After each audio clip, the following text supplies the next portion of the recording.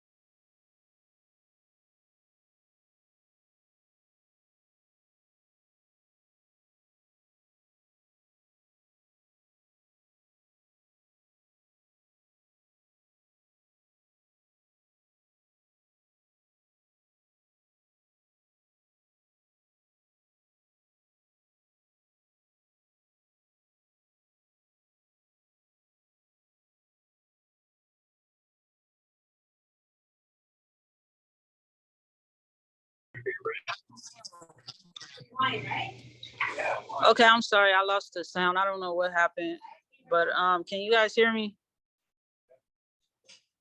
Shoot. Can you guys hear me? Hello? Yes, we can hear you, Heather. Yes, we can hear you. Okay, I just wanted to make sure. All right. Okay, you're good. I forgot she was in her car and I was not in my head.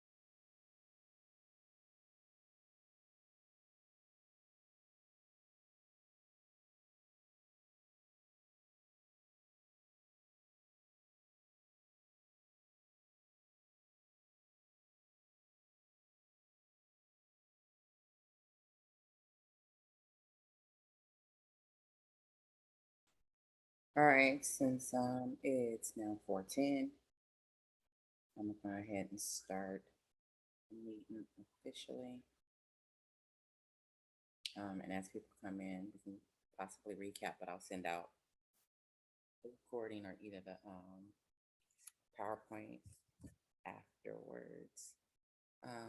Welcome everybody. I'm Jamila. If you don't mind, can you look in the chat or either on participants and take down the names of everybody that's here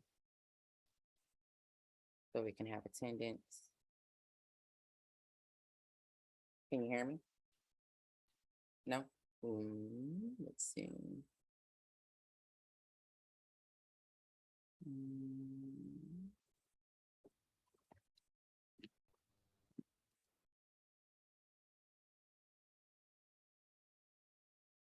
Can you hear me now? Can you hear me now? No? I can hear you, Ms. Lopez. Yes, it's just low. It's I just can low? hear you. Okay, wait a minute. I can hear you.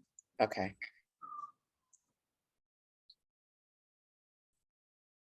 All right. So here's a few of the things we're gonna go over today. Some reminders about what Green Dot's doing, ACEA duties versus human resources, and a couple of articles that I felt was important for the employees to be aware of, or they at least look up the most in their contract. And so, let me see where I'm at here.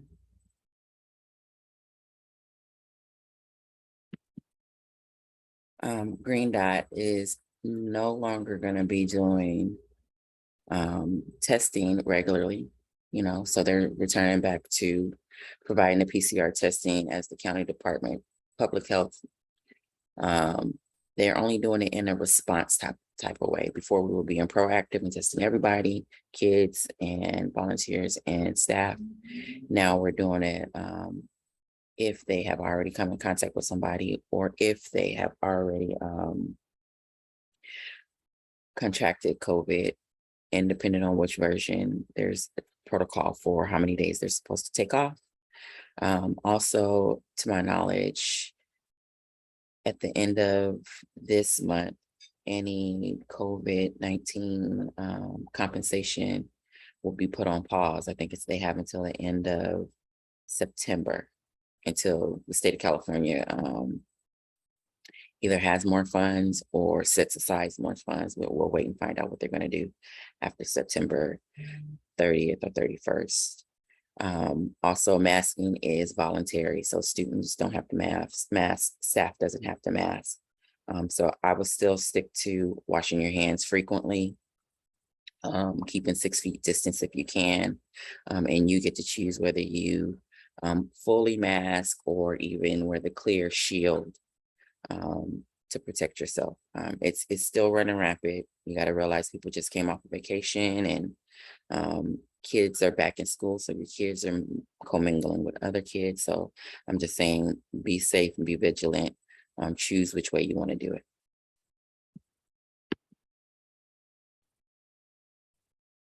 So last year we had a lot of issues with what is really supposed to be ACEA's duties versus what is home office or HR's duties. And so I want to revisit what we really are supposed to do as your union representatives, as your union covering. And so when the workers unite, they make things better for everyone. And because we do things in a voting fashion, one for all, there's some pros and cons that go along with that. And so I always try to be as transparent, and I don't even want to use a transparent word because that's a Green Dot word, right? I want to be as honest as possible about the pros and cons of being a union member, or the things that you feel might not be necessary to being a union member, but it is what it takes to be a union member. So with us being together and voting on things and hearing the hot topics that's going on all the other campuses, we're able to fight for better wages and benefits. And when we negotiate and fight for benefits, we always have the teachers standing back to back with us because they have teachers, counselors have a lot of numbers. And so they're able to help us get better benefits and keep the prices that we have or the co-payments that we have. Because we're a smaller unit, they normally want to change it every year, increase the emergency room or either the co-pays on the prescriptions. And that's really hard on classified. So they really work with us to make sure we get good benefits and keep them the way they are. Personal protection when anyone's being disciplined or an investigation, you know, your union has your back. We're in a meeting if you call us for support.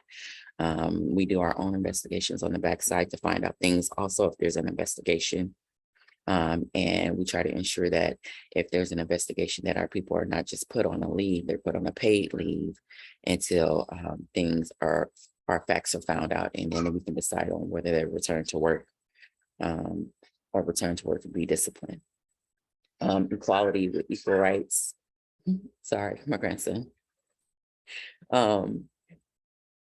Equal rights and equal pay. In this time, everybody's scrambling about their hourly or, you know, just the compensation period. And we were able to push and push and push Green Dot this year in many areas. People weren't comfortable with the way that it happened. They weren't happy that it took so long, but we were able to push them into a corner to where we end up getting more percent, the highest percentage we've had actually since Green Dot's been open and compensation increase. This is now the third year we've gotten a return bonus, and we've also gotten compensation put into the contract where if you're 10, 15, or 20 years, you're now getting an increase along with that. Prior to that, we never had that in the contract. And hopefully, if I stay in presidency or whoever comes after me in presidency is smart enough to keep these things in the contract. The contract supersedes the Green Dot handbook. So there's some things in our contract that you guys really, really need to keep in there. One of them has to do with the paid holidays. Is that a hand up, Jamila? Yes, I just wanted to also say that we, education, that we increased education. So we were the first ones to actually get education. So if you had an AA or a BA, you were compensated extra. But this year we were able to increase that. So it got increased. Right. And we've been pushing for education, I think now for like 6, 7 years, and they slowly added, okay, they see that the ladies and gentlemen that work in the offices either come with education or returning back to education or, you know, getting some licenses and certificates on the side. And so when they seen a lot more people were going back to school, even though they don't do reimbursement, it was easy for them to make the move to start adding compensation. We tried to do the steps and columns like the teachers.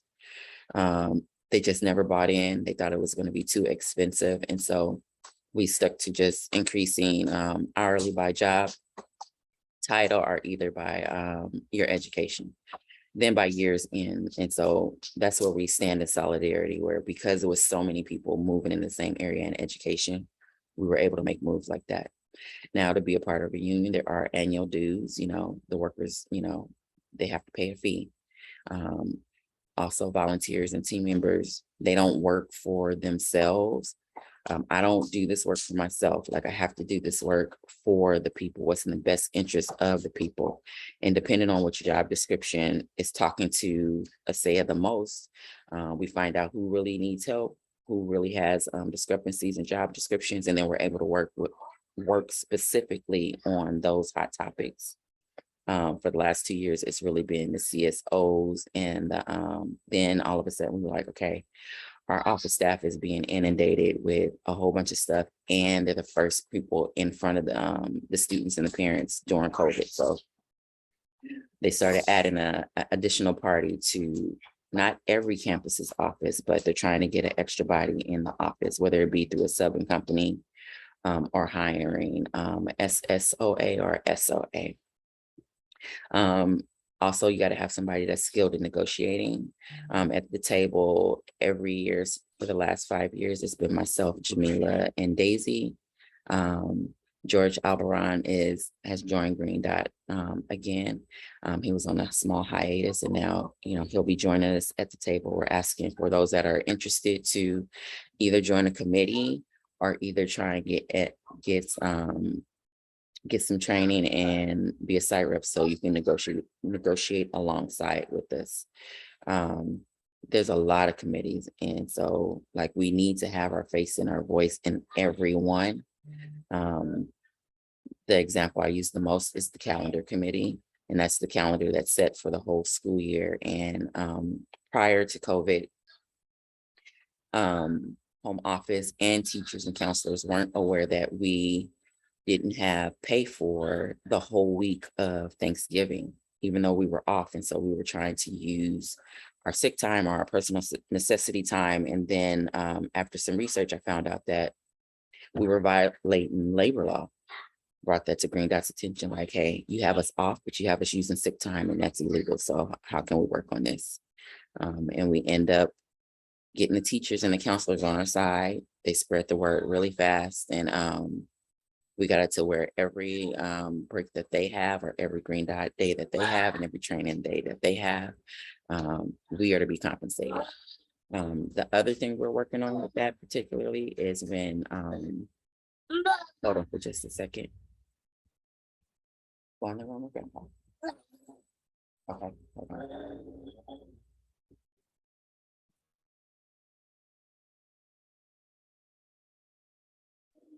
Sorry about that. Trying to get them to compensate us equally across campuses, because everyone takes minimum days on different days, and different admin and SOMs use the staff members differently. So each time someone's campus is having a minimum day, we go through the whole struggle of getting phone calls or emails saying, hey, we're being dismissed at this time, or we're being compensated for 8 hours. So we're still trying to make sure that that's happening evenly across the board, working with human capital and them disseminating the information to your SOMs.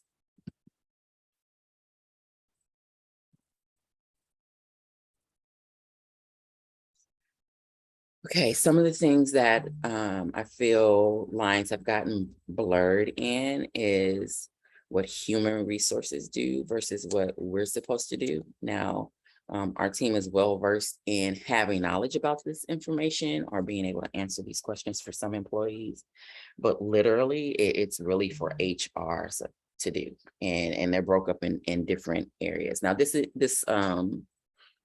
image I have up isn't a Green Dot image. When I did human resources before, these are the areas that everything was kind of broken up in. And so we have different people in different departments at Green Dot HR that do these different things. So a lot of people are under the assumption that we, ACEA, are in charge of transfers, that we help with the increases individually. So say if a special educational aide wanted to get a raise because they're doing extra work on their campus.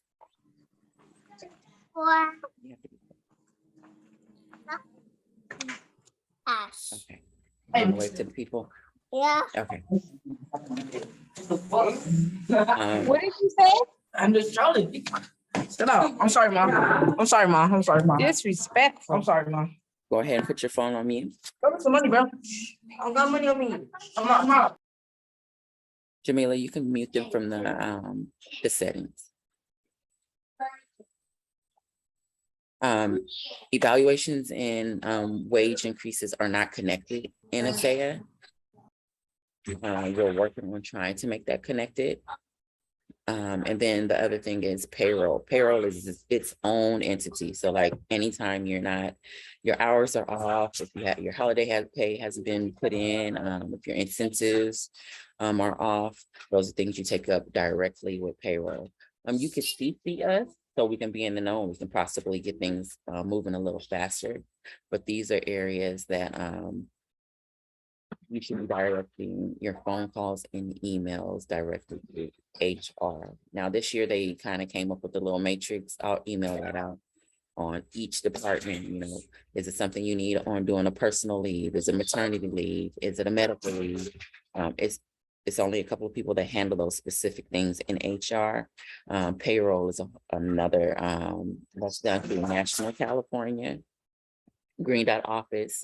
If you got hired or just got a degree, turned in your transcripts, that's still going through HR. So those are things you go directly to HR. I would say email and make a phone call and kind of keep notes. That way you can have a paper trail behind it. Also become really familiar with Workday, and keep your own log of your hours. That way you can compare how many hours are actually being put in. And when your paycheck comes or you look at your pay stub, things are matching up for yourselves. Some of my office staff is saying that they've been offered comp time. So say we have back to school night or you guys get out early, they're offering them comp time. Now that's something that not Green Dot frowns upon, just we frown upon because you guys should be paid hourly for whatever reason. And literally that's it, that's all. You're working, you should be paid. And maybe you have a long day, if that means you have to take 2 30-minute breaks, or you got to figure out how that's going to be put onto your paycheck so you can be compensated. Now, if you choose to be comped in private time, that's a personal choice. And after doing it for so many times, your staff members are going to start thinking that that's a regular business practice for you, which makes it hard on other campuses. So that's just something to think about. The other thing I want you guys to think about is each campus has its own personality, and you have your own, I call it a honeypot, where you're familiar with your SOM and your supervisor, and you know, they might allow you to come in late and do your logins, or they might allow you to, you know, comp a day and then work on another day. If those are things you're okay with, be okay with those things.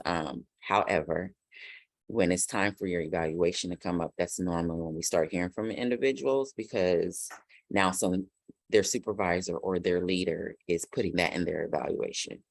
So kind of think about your honeypots. Is it really worth it? And if it is, keep it. And if it isn't, stop making that a regular business practice and continue to work within your job description.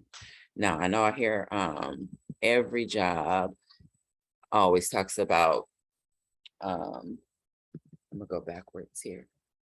Always talks about duties as needed, duties as needed, duties as needed. That's in every job description I've ever seen in the last 15 to 20 years. However, unions and labor law, they don't want you to become insubordinate. However, you need them to spell out, okay, so what is it that I'm going to be doing that's outside of my job description? How long am I going to be doing this?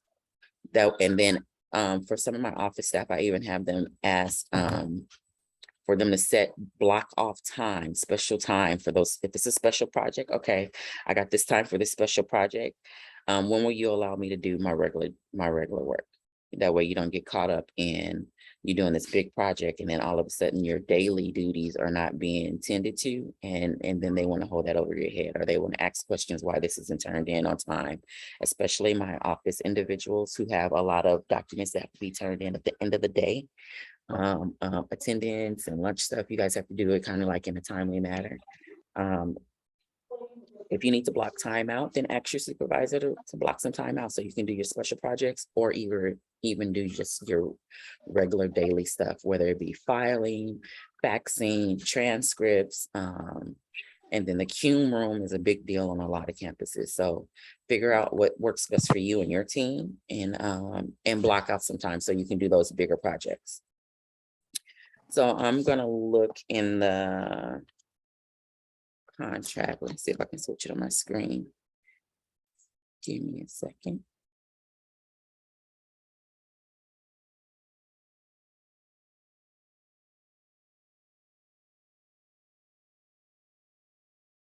Can you see the contract? Okay. Let me slide this over.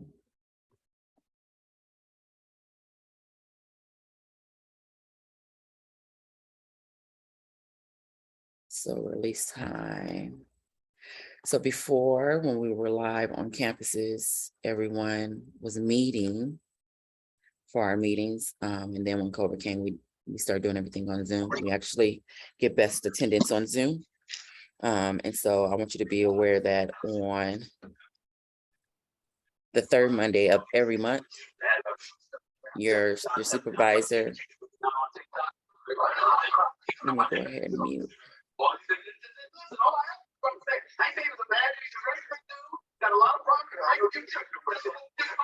Can you mute your phone, please? Or your computer?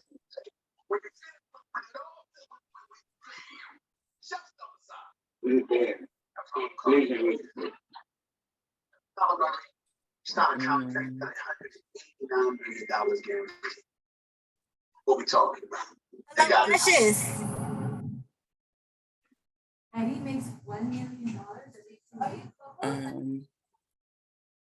So on the third Monday of every month, your supervisor should relieve you of your duties as of 3:30 so that you can prepare to get on this call. If we're doing Zoom, you know, I'm going to start exactly, I think I'm going to start exactly like 4:05 because from 3:30 to 4 o'clock, everyone has enough time to kind of get themselves together, get on Zoom, get in a quiet place, or, you know, be traveling.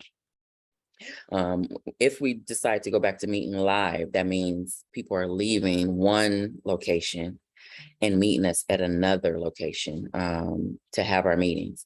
So you need travel time. And then we host the meeting for an hour and move on from there. Normally, I would say September, October, November, consistent meetings. When we get to December, everybody has a Christmas party, there's all kinds of stuff going on. If there's something super important going on, we'll host a meeting in December. Other than that, it'd probably be an email or a newsletter. When we come back in January and February is flooded with a whole bunch of Mondays being holidays. So we normally host it on the Tuesday or either the following Monday. But again, it's a whole bunch of holidays in January and February. So don't be caught off guard if the meeting's on a different day. But just kind of be aware of section 4.5, where it's talked about our reserve meetings, and your SOMs and your principals are aware of this. I send it out to them, so they try not to, but you know, if necessary, you just have to remind them, hey, on the third Monday, 3:30, you know, I'm not going to be doing any of my job duties. I'll be preparing for my union meeting. Let's see here. The other thing I think is important is you understanding the workday and the work year, and that's Article 6.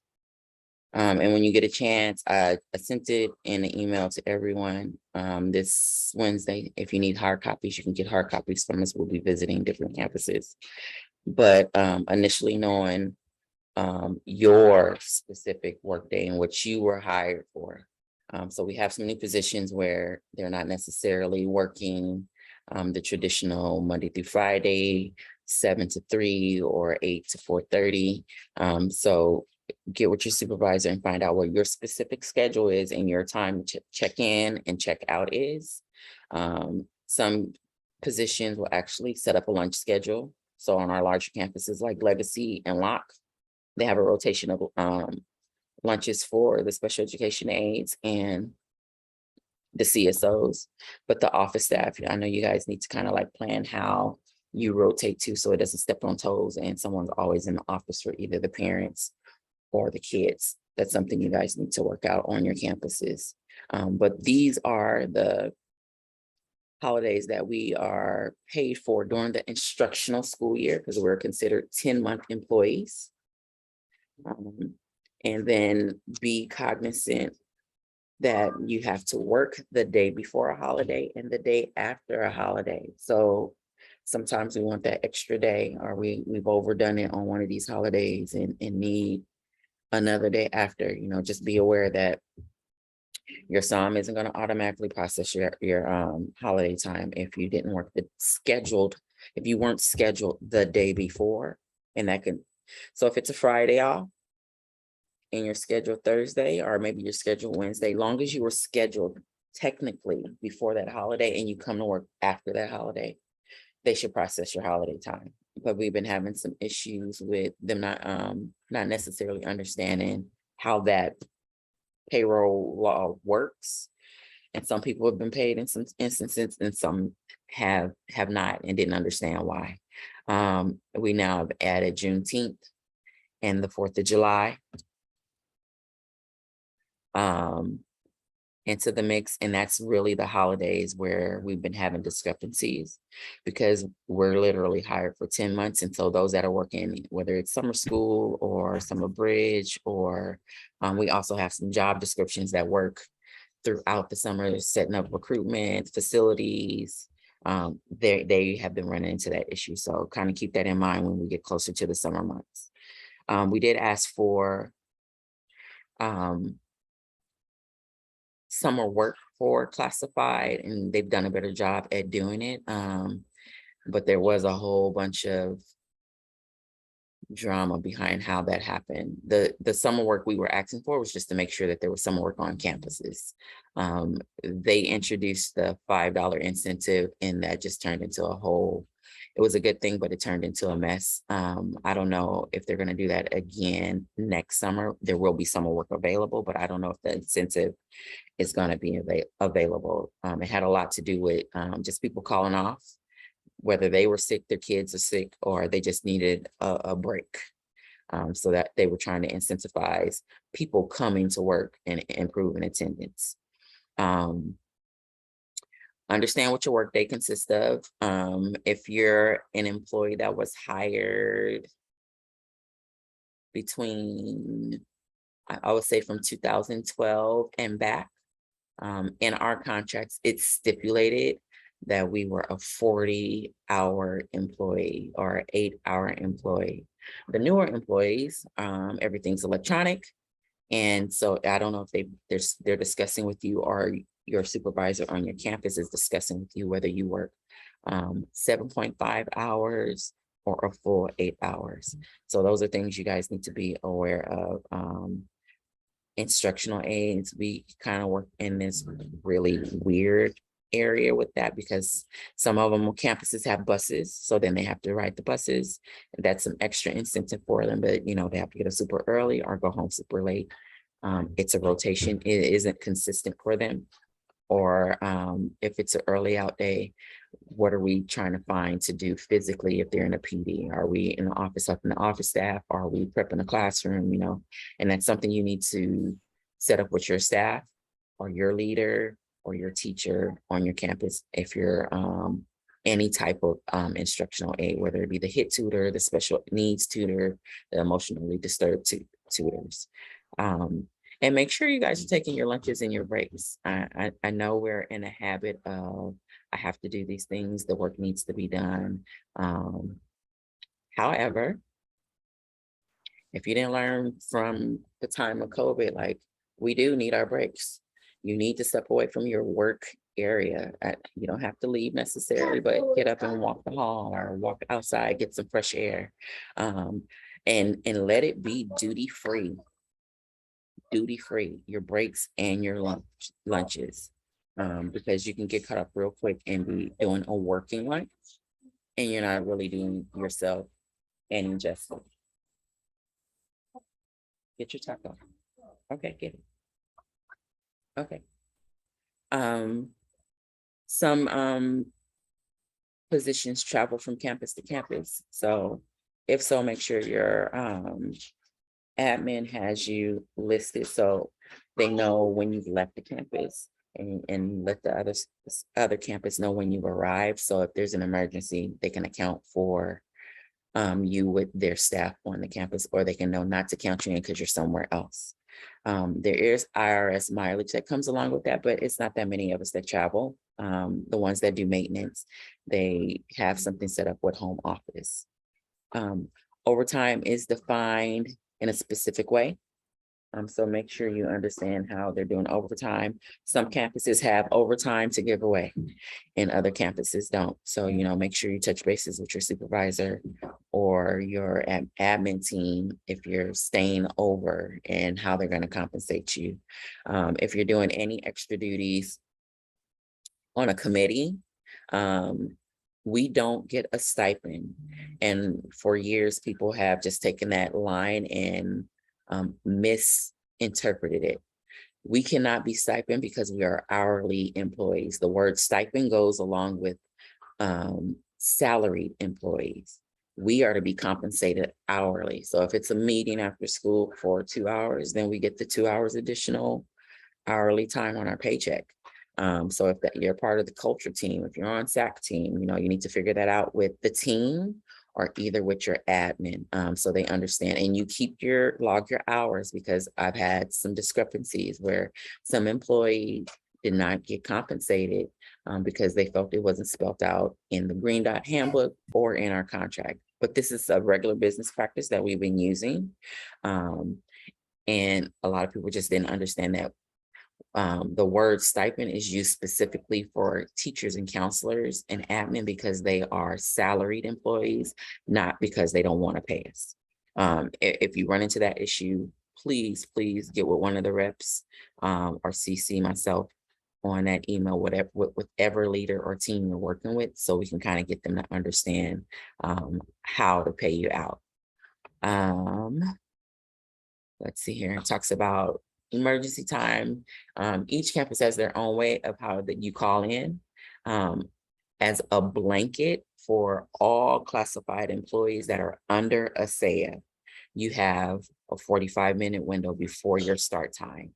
But on your campus, I'm sure they've set up how they want you to contact, whether that be you email, you text in the group thread. I think there's a couple of other apps that are Remind, and there's a couple of apps that some campuses are using. I would say stick to whatever protocol they've put together and always email it, because someone's going to miss seeing it, and they're going to early morning, they're going to forget to tell somebody or whoever your partner is that you need to tap into. If you need to add them to the email, let them know so that they're not caught off guard, or that all of a sudden someone's trying to have a conversation about a verbal warning or a written warning about you not communicating properly in a proper time. Let's see. The other item I think is important. Discipline procedures. I'm not saying remember it, but I'm saying be really clear that Green Dot can do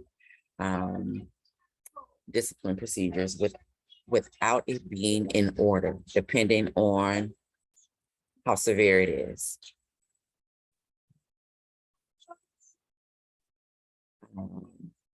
So I'm kind of leave it there. Jamila, can you read a couple of them?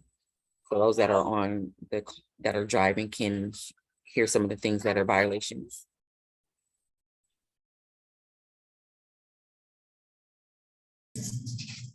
Sure.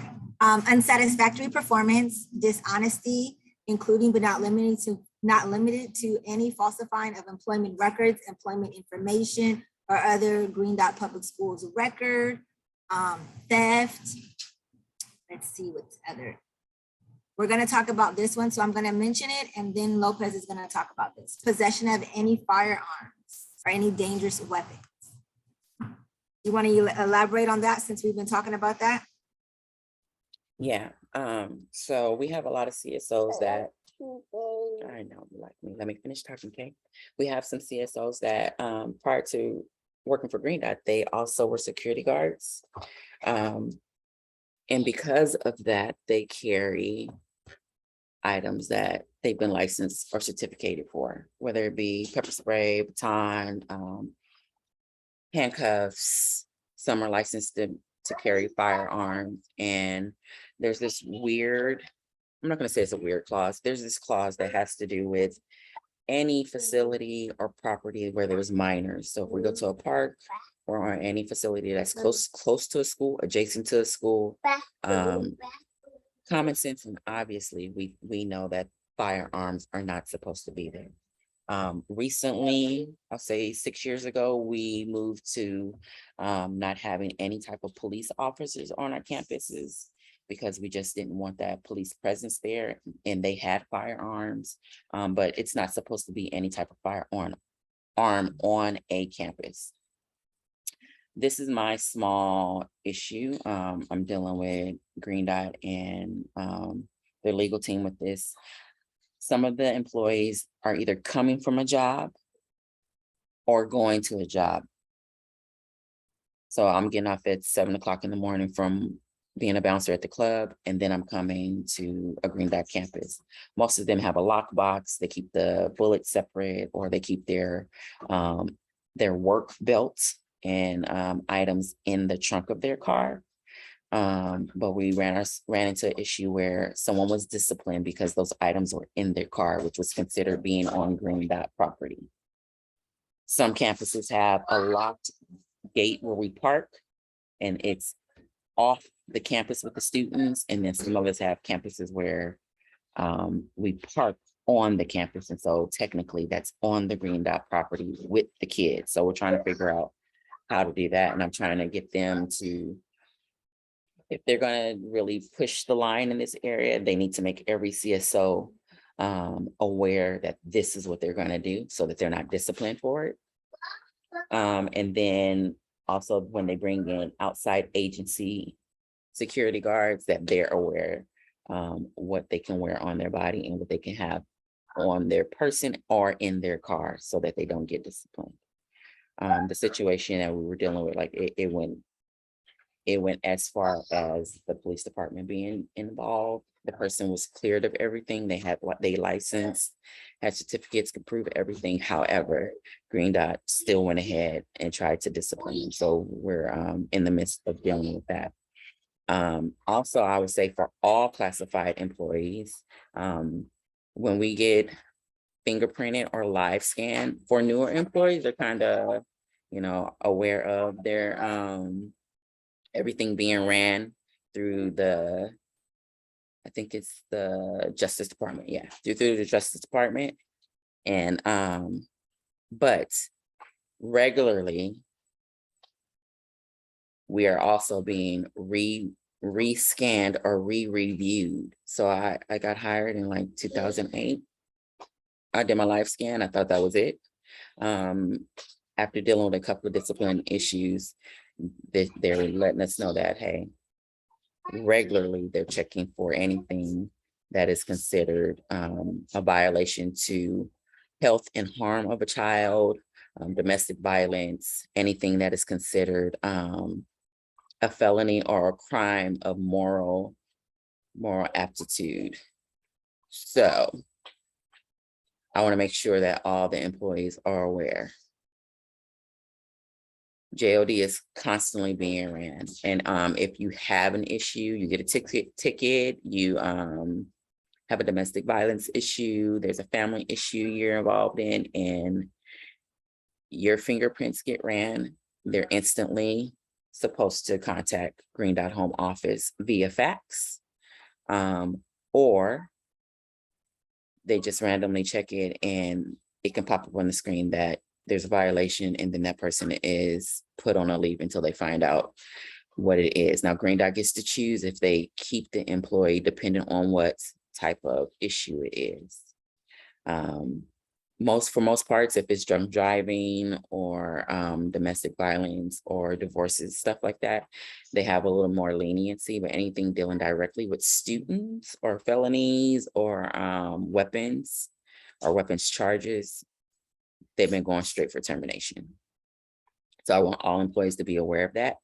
And I'm asking Green Dot to now start letting employees, I shouldn't have to let employees know that. That's their job to do that. And it's a whole bunch of new people in HR.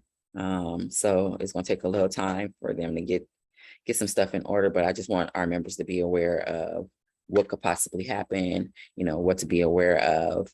If you're getting live scanned somewhere else, or you haven't been live scanned in a while, they're still running regularly and checking up on whether you have a violation or not.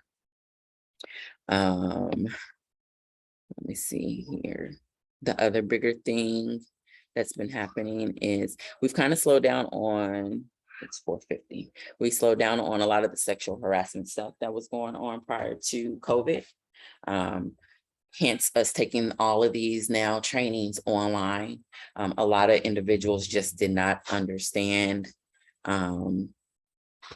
sexual harassment. And I know that sounds crazy and people really don't believe it, but when we started really asking the individuals that were in investigations to describe or define what they felt sexual harassment was, it always end up leading back to them talking about some type of literal sexual interaction. And that's not what it all encompasses. So Green Dot was only training admin and higher ups. Now they made it where it's mandatory for all of us to be trained and informed about what sexual harassment is, or harassment period, you know, just making people uncomfortable or saying things inappropriate.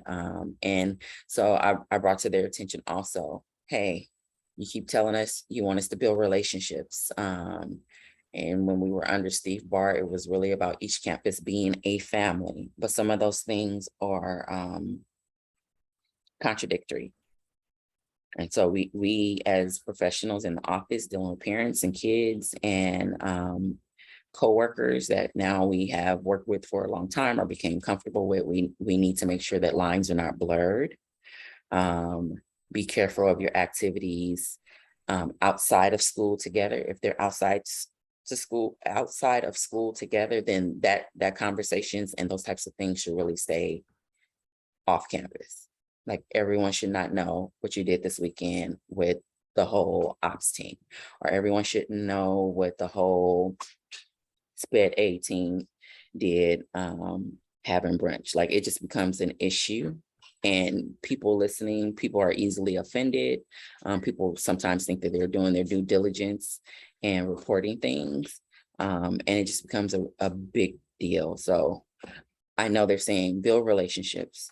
There are ways to have business relationships without us being best friends or having barbecue every day, or our kids spending the night at each other's houses. And then with those things, be careful because lines get blurred, because then you become too comfortable with one another. And that can be an offense to some people, because then they think you're too friendly and that you're too loud and too jovial and not being professional. And it's because you guys have now built this bond.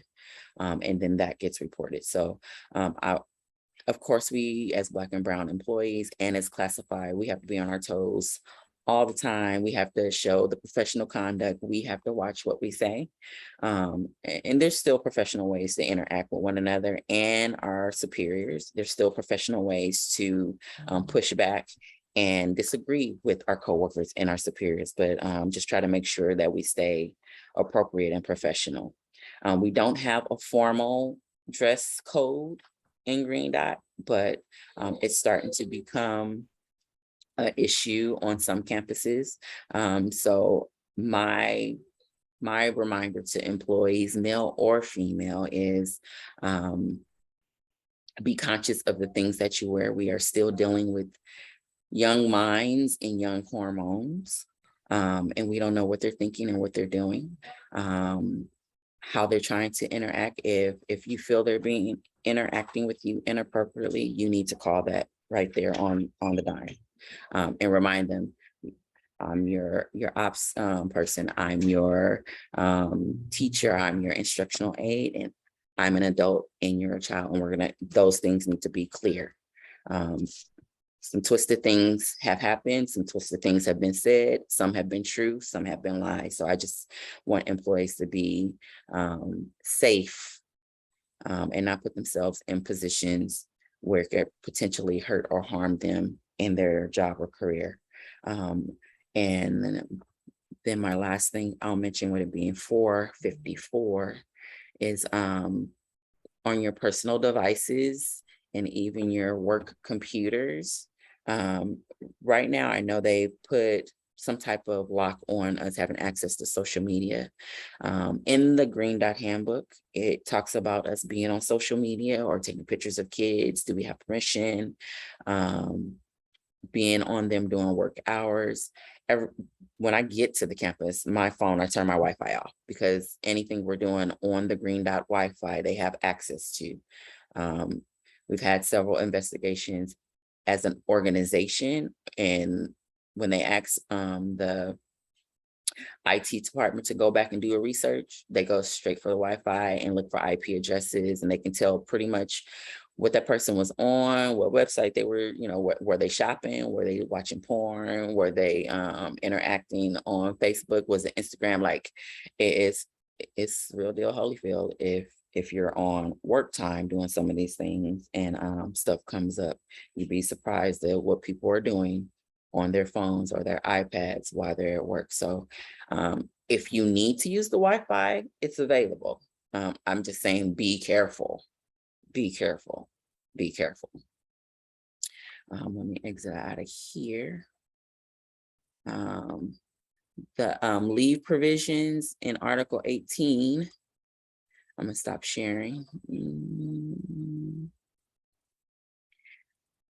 That one is something that I would say make sure you deal directly with HRN. I'm not gonna end the meeting. Stop sharing. I would say deal directly with HR on there's specific requirements for each leave. If you know you are pregnant or plan on getting pregnant, make sure that you have those items prepared early if you can. It's a huge document that they have to fill out. And if you do it in a timely manner, then everybody's able to get compensated properly. If you don't do it in a timely manner, then you can almost be halfway through your maternity leave and not have any type of compensation until you're able to return back to work. So personal leaves, medical leaves, family leaves, if you're adopting kids, if you have foster kids, there's types of things that can cover you. Yes. Hold on for a minute, okay? That can help you get through those leaves and those documents. If it's anything COVID related, there's a special team that's dealing with COVID leaves and COVID time off and compensation. There's documents that you do have to fill out and get back to them in a timely manner. So just want to make you guys aware of those things. If you know your coworkers weren't on this call, share some of the information. I'm gonna have Daisy send out the PowerPoint and if the people and the recording. So if they want to watch it, they can get the information. That's about it. I don't know if there's any questions, comments, concerns. I know I haven't heard any chatter since everybody got their incentives and their hourly increases. They're feeling a little bit better.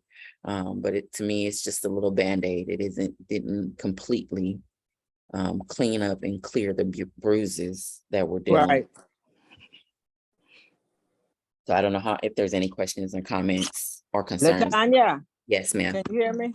Yes. How about, did we get paid for our college or were they repaying it or did they lose the papers? I gotta see, I gotta check it out. Okay, so anyone that has education, if you got hired in the last 4 or 5 years, they considered your education in your hourly wage when you were hired. But with this new contract, you got an incentive based upon your job description. You got increased based upon your job description, not because of your degree. Any of us that were hired prior to COVID, we had to get our transcripts, turn them in, and follow through with HR to make sure that it was actually applied to our hourly increases. So if you feel like it hasn't been applied, reach out to HR. Let them know, hey, checking in on my educational credits, and has that incentive been applied to my hourly rate. If you play on Workday a lot, you can go on your compensation portal and kind of see where each year they've added and it's notes in those areas about whether it was an education increase, was it a contractual increase, was it return bonus, like they kind of noted in there. So then you'll be able to tell. Jamila?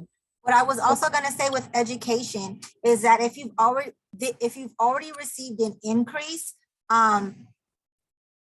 Sorry? I was just trying to make sure they didn't, with so much change up at the top office, I was trying to make sure they didn't lose nothing. I No, did get it, I think, a couple of years ago, but never they was doing it. I was just Oh, but checking. no, but what I was gonna say is that if this is the first year that it got increased. It got increased to 4% for an AA and 8% for a BA. But if you've already received your increase, they're not doing retroactive. They're not giving you the additional. So for example, if you received your increase at 7% for a BA 2 years ago, they're not giving you the additional 1% to equal 8. That's only going from here forward. That I just want to make that sure. That just want to be clear. All righty, I got it. I thought we was getting some more. Yeah, I'm always looking for more. We all are. So I'm looking in the comments and I think, can you expound on what you're trying to say, Precious? Is she still on the call? She was saying something about it's not fair. Not just CSOs are licensed to carry.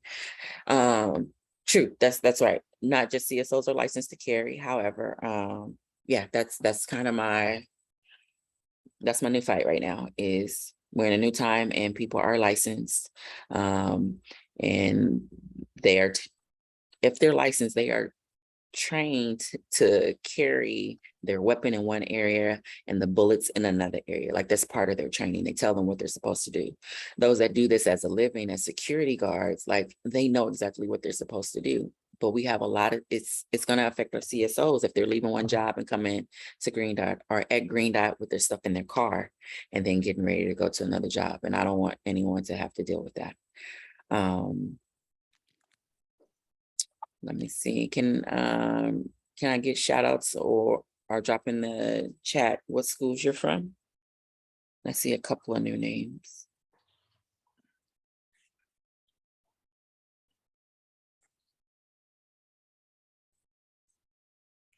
Let me see, participant. So Miss B is Miss Burnett. She's from Locke. Lavada Hall is from Venice. Miss Blakely, Watts Warrior. Mr. Alvaron, he's from Venice. Edgar, he's from South LA. Myron Dickens, he's from Venice. Mr. Lee Jones is from Inglewood. I see someone from Legacy. Leadership. Who else we got in here? I don't have my full screen open to see all the people.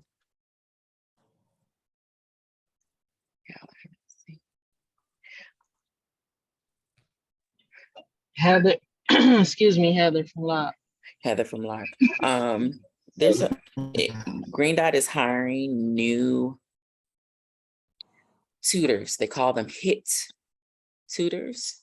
They are specifically for math and literacy. And they don't go in the classroom the same way most of us with special education instructional aides do.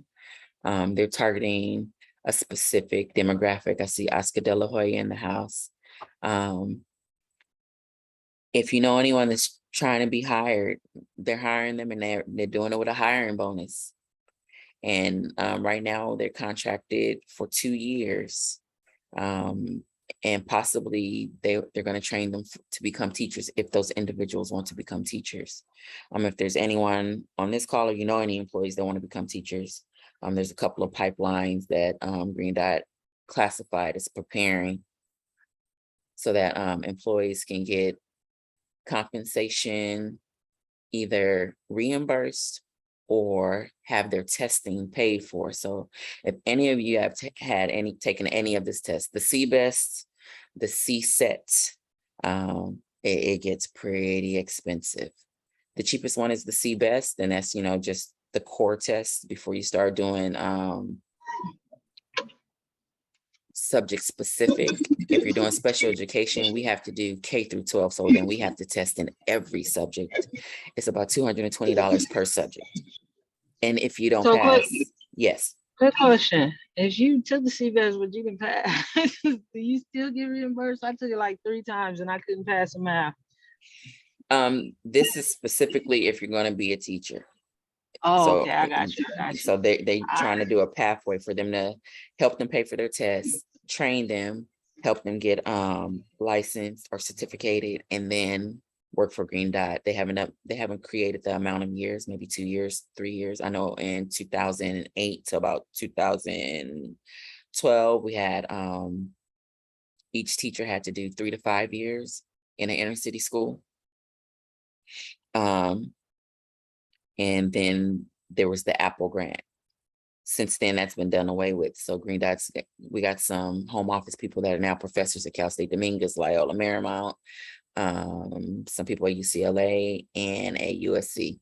So depending on what kind of path you're trying to take, counselors also, because everybody doesn't want to be a teacher. Pathways for counselors. We don't have a pathway for the CSOs just yet, because most of them. I'm sorry, they don't even have a pathway for IT. I've been in IT for forever, and like, it's a joke. They don't have a pathway, but definitely I'll email you who to contact if you're really trying to go on the IT side. Now IT is a hot commodity to the point that we've had students leave from being graduates straight into IT during the summer. So they go And from, I've been asking since what, 2 years into SPED, and I was told, first of all, is male dominated. Secondly, that people don't leave there. So yeah. I'll say I've seen some leave, but those individuals that have left are now opened up their own companies or their own consultant agency, and they do stuff on the side. But when they get in, they get in and they rotate. It's a little different than when we first started Green Dot 2000. Heather, we started like 2008, 2009. Yep. Now they have a team of people that rotate the schools. They're assigned so many schools, similar to the maintenance teams or the facilities guys. They have so many schools that they work. The IT department really is working out of Inglewood High School, not the Inglewood. Yeah, the old school Inglewood, the first one to erect. Yeah. That's where the IT team is really working out of instead of working out of home office. Got you. Well, if you got that information, shoot me that information. Yeah, I'll email you that specifically. And then I see some people asking about information on counseling and the pathways to teaching. I'll send that out to the classified as a whole. Now it's 5:08. You don't have to stay on the call if it's time. I just had a little bit more information to share. There's some facilities positions that are possibly available. They are 12-month employees. However, you work every school and you use your own vehicle. So there's certain things and perks, but at the same time, you're kind of micromanaged and watched because you have to do all these things on different campuses. And then your body you will definitely be using a lot of physical exertion. So, knees, backs, if that's something you're thinking about going to. We've had a couple of classified people transfer into facilities and they love it. And then some that came out of facilities and came back to the other side because it was just too hard on their body. But they work 12 months a year. That's one of the incentives. And they have a little bit more freedom to travel from campus to campus. The ones that enjoy it, those are the things they always mention.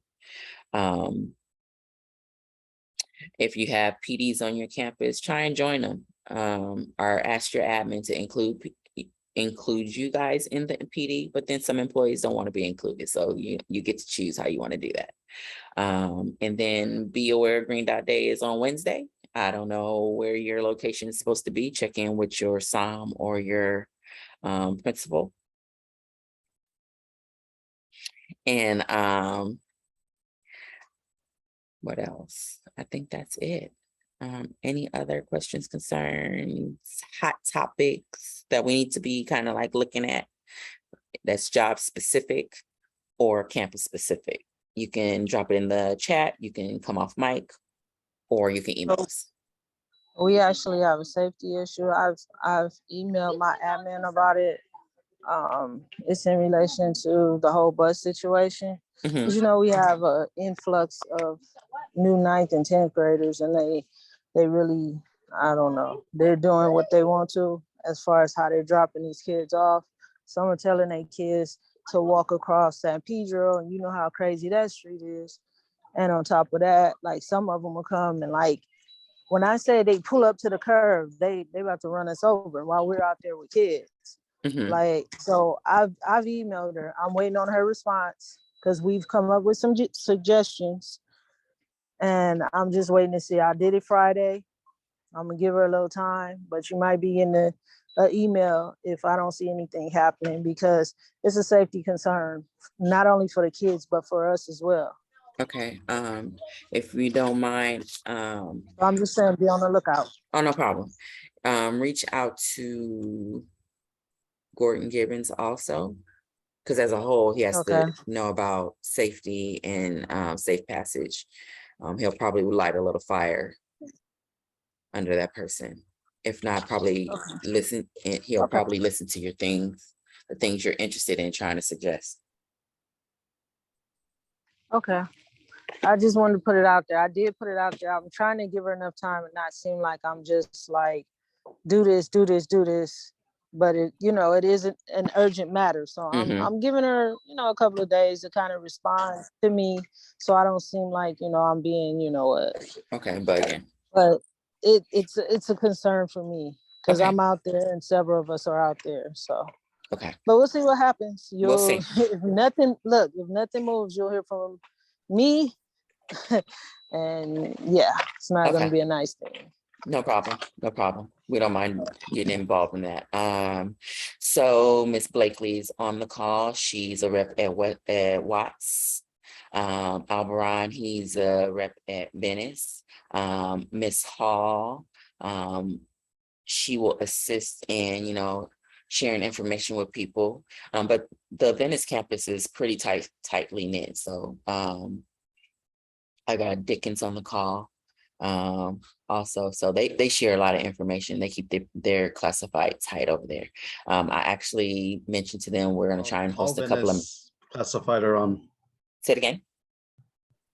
All Venice classified are in the meeting right now. Oh, good. And Venice is one of the older schools. So they have I think we have like 5 schools that have classified employees that started from the beginning. They were either in the first cluster or the second cluster. And so newer employees, we were birthed in clusters of 3s and 5s, and then Locke was birthed. And so that was considered a transformation school. That's why you hear these phrases of transformation school.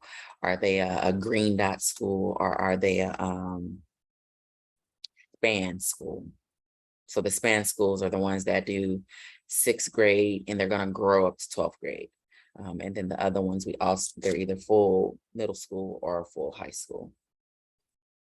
All right, those that are on here, if you have anybody on your campus. Yes, sir. How you doing? I'm good. How are you? How's everybody doing? Okay, my name is Lee Thank you. Jones. I'm at Inglewood. IT is upstairs from us. They have their office upstairs on our 6th floor in our building.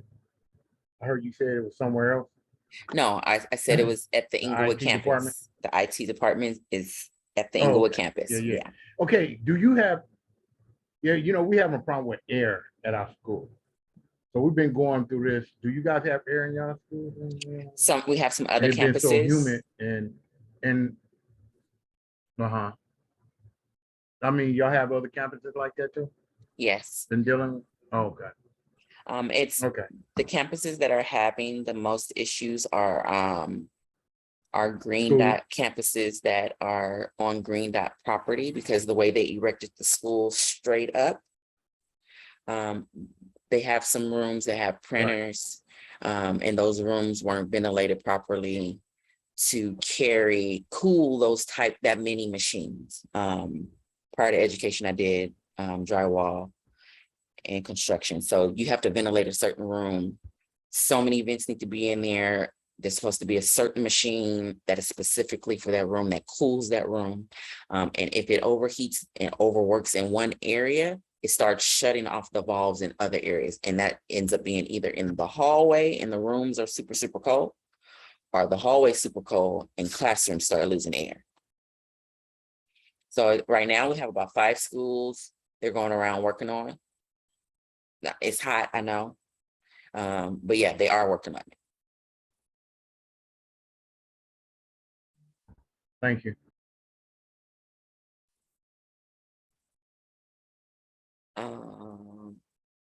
I think that's about it. It's 5:15. Those that are, I know there's some employees that are looking to move in their job across the horizontally, whether that be them going into being a SOM or going into higher ups at home office. If you're interested, reach out. Once you get to home office, you are no longer a part of ACEA. You are a classified employee because you're not a certificate or licensed employee, but you're not under the ACEA unit. So you're an at-will employee. So be cognizant. If you do, let's try and make sure that they compensate you properly. Look at the workday. In Workday, there's an area where you can go into careers. Look at that, but also look at Green Dot Jobs on Indeed, because the applications and the forms look a little bit different. You want to maximize the money and the dollars you're going to get if you're going to try and transition into another area. So reps, it looks like we're gonna get together after Green Dot Day on Wednesday. I'll email you guys out a location and a time where we'll be meeting. With pen and pad, so we can kind of some things up, see what committees you want to get on, where you want to help. If you don't want to formally be a rep and you still want to kind of be involved, reach out to us. So we can get you on board with some new information. Other than that, I'm glad you got on the call with us.